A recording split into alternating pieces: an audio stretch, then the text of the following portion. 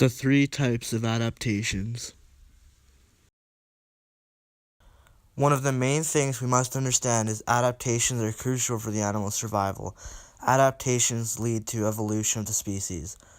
Adaptations are used to help all living things evolve and adapt to their living area. The first adaptation is structural.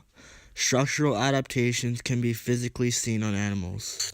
A great example of a structural adaptation is a camel's long eyelashes to keep the sand out of its eyes in the windy desert. Here's a picture of the camel's eyelashes. Behavioral. Behavioral is when animals change the way they act in their environment. An example of behavioral is a wolf and how it hunts in packs. Here's a pack of wolves stalking its prey. Physiological. Physiological is an internal change in the animal. A great example is a snake. A snake has venom which allows it to protect itself and be a major predator.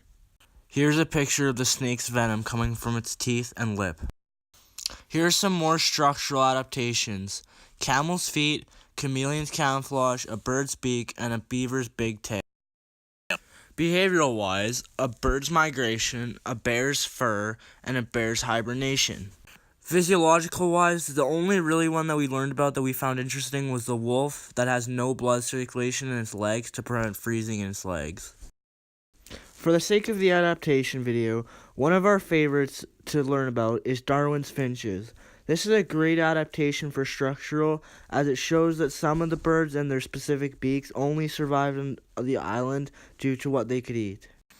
Bears hibernate in the winter to stay warm, stay safe, and just for a place to live, because if they stayed out in the cold climates, they may not survive. They usually stock up on tons of food before this happens, and little do people know that they actually do go outside during the winter, but very little because of the cold temperatures in where they live. And the last is physiological. Wolves have no blood circulation in their lower legs to avoid freezing and are able to adapt to the cold, snowy temperatures so that they can hunt during the winter.